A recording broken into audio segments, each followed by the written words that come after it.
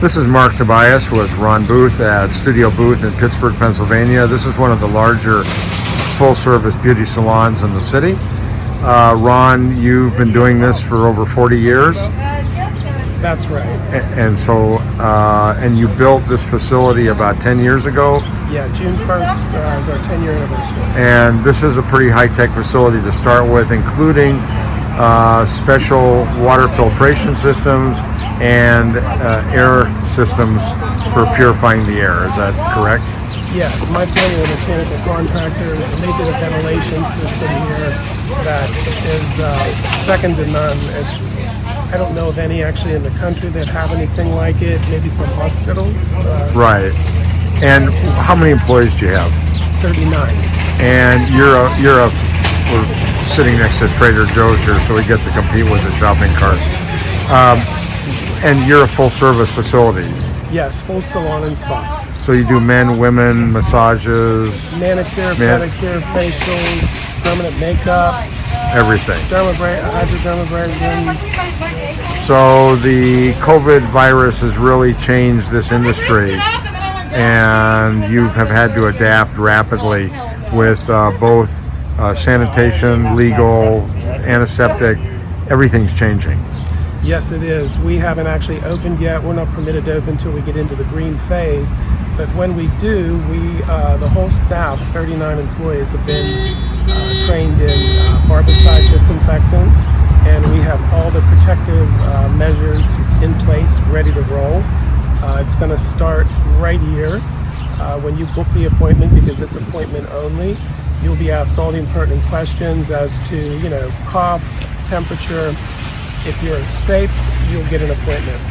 Right. When you arrive at the salon, we take your temperature, check you in out here, and then we proceed inside from there. And that's when the rest of the All right, so let's walk inside and get a tour, and you can explain what's going to happen. Sure. All right. First thing, you have your temperature taken here and checked in. And then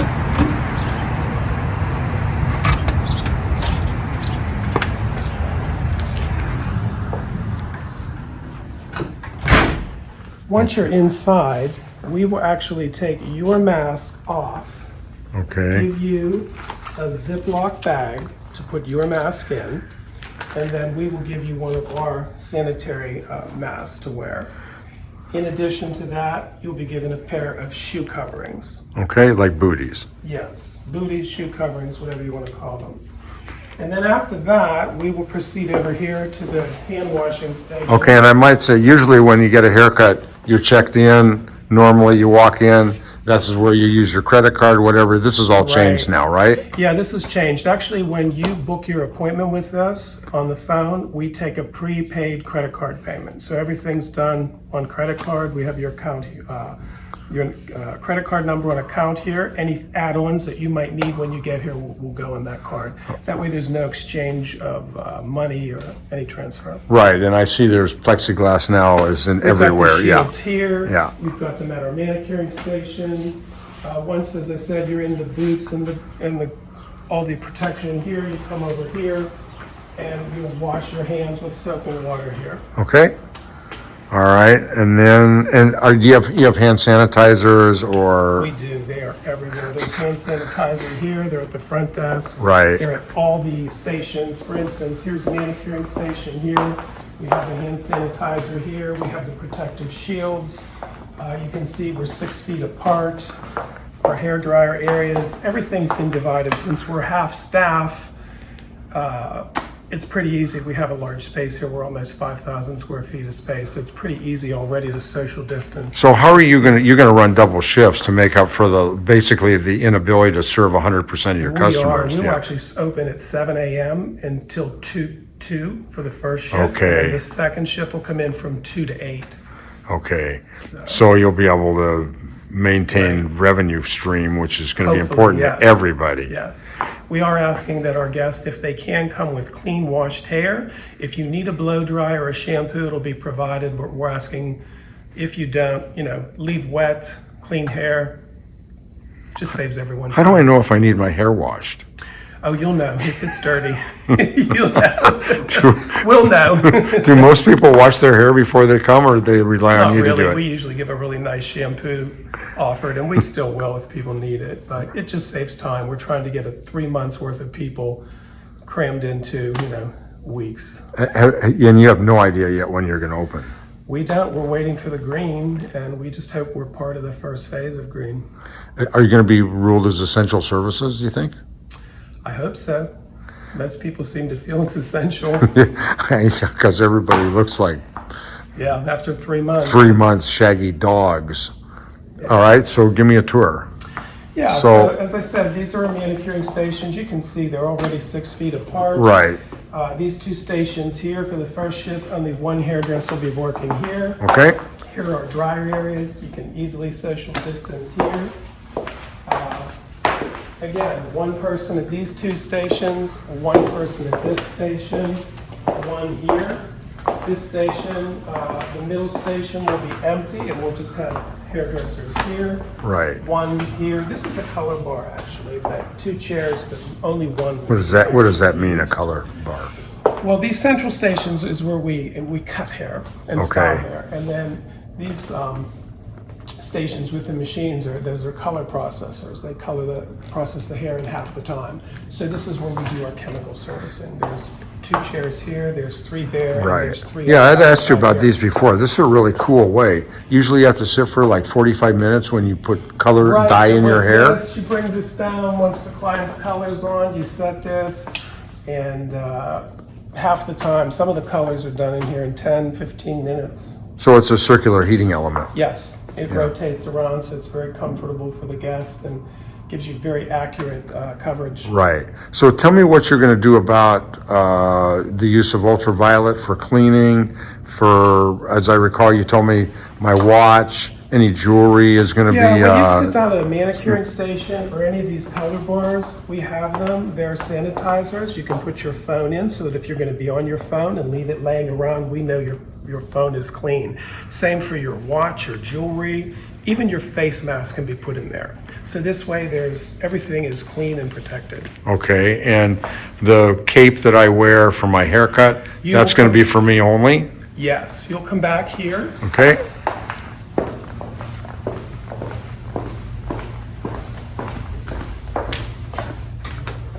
These are clean robes that hang here. You'll put one of these on, and then when you come over to the station to have your service, we put another cape around you that's a throwaway plastic cape. Right.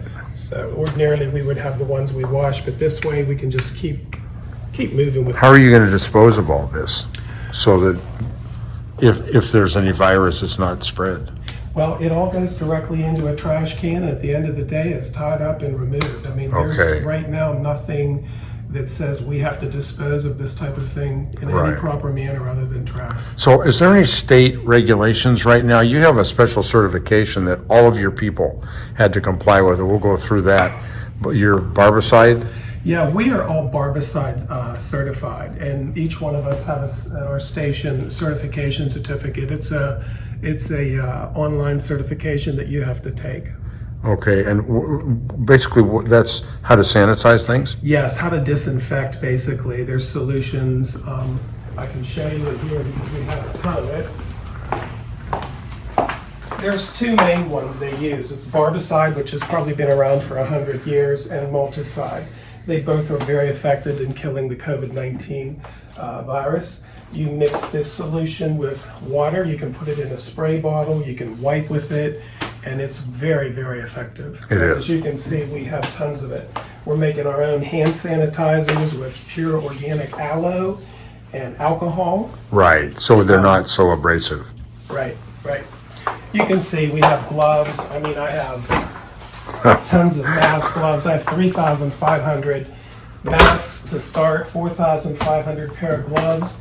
These are the plastic throwaway capes that we'll be putting over Right. when we cut over top of that robe. What else? Could you ever believe that this was going to happen No, in your industry? Not in my wildest dreams. And do you think you're going to have to raise prices to compensate or have a surcharge? I think just to start, we don't really want to raise prices, but I think a surcharge would be in order. Most salons are doing that. How are the mom and pop salons going to survive in this? That's a very good question. I mean, you know the business, Yeah, and you've that's a very invested good heavily question. in it. How are the 1 and 2 person salons going to make it? I know some of them that have already closed. I just hope that they were able to get, their PPP to keep them going and get back as soon as possible. Otherwise, I don't know how some of them will. Yeah, especially with the added costs that you're incurring right now. Exactly. I mean, to some be of out of these business for 3 months and with no revenue. exactly, and then have all these additional costs to open, and then once you're open, you're at half capacity. Yeah, at least. Yeah, like restaurants aren't even able to operate at half capacity, so we're going to have to see how we can do with it. I think we'll be fine, but it's going to take a while to come back. Yeah, and what are the as far as liability issues? Obviously, because of my legal background, that's always a question, and it's being raised in Congress right now. What are you doing? You have every customer is going to sign a waiver, Yes. and an understanding basically of what's going on and what they Exactly. agree to, and your employees have Our to sign employees that. sign one as well. And what basically what does that provide? It's basically providing everything we just talked about, that they have a complete understanding of all the protection measures we are taking, and for guests that if you are coming in for these services, it's at your own risk. Okay. Have I missed anything? Not that I can think of, no. How is a customer to judge? They're going to go to a salon, a real salon, great clips, whatever. Is everybody doing this, or?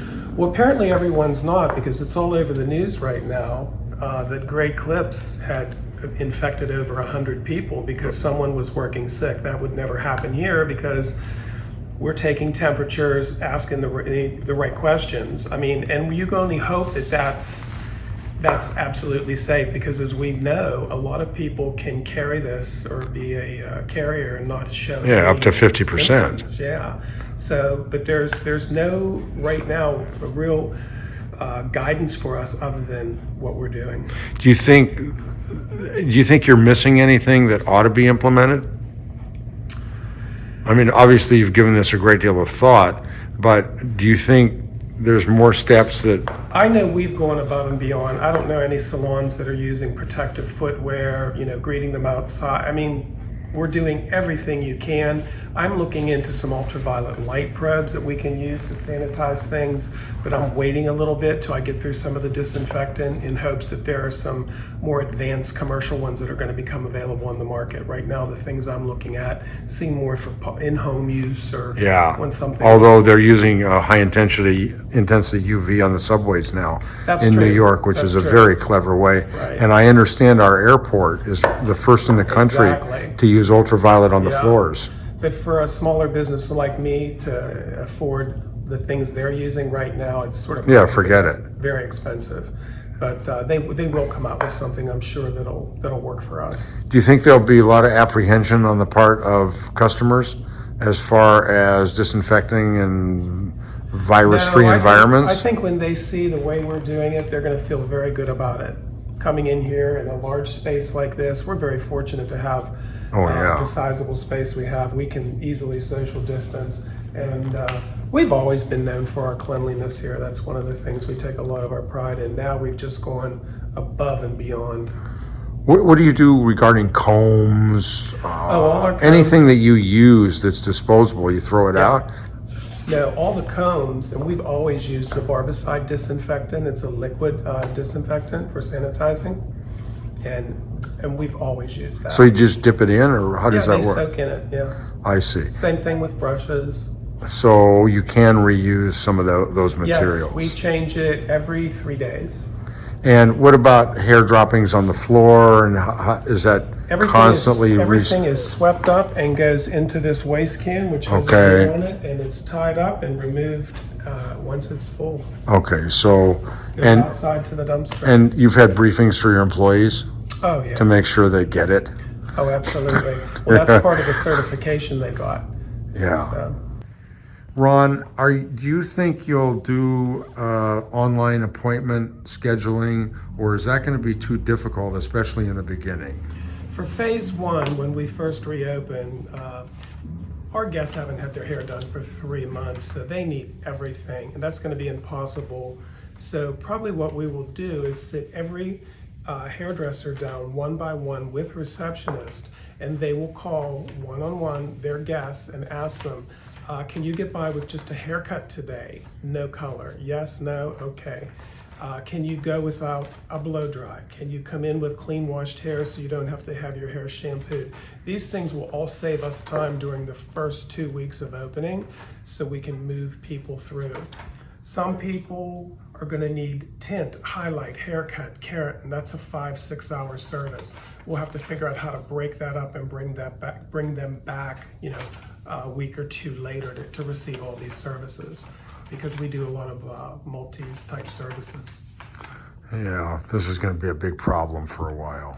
Yes, it is, but we're going to get through it. So, like I said, some hairdressers don't want to do any blow dries for the first month opening, so they're just going to be scheduling their guests that want haircuts, no blowouts. Some feel differently about it. Some women come in once or twice a week for a blowout, so we still will offer that. Well, the other problem is we've discussed, you've wiped out all your calendar for the year.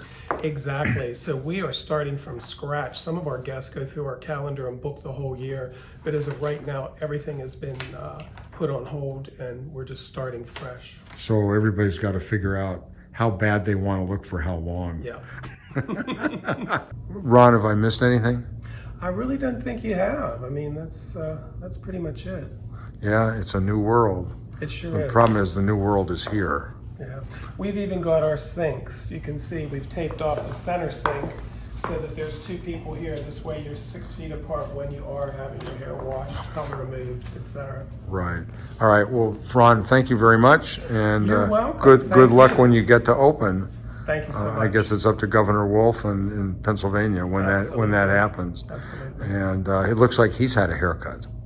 I think he has, yeah. Yeah, it does look like it. Thank you very much. Okay, my pleasure. Thank you, Mark.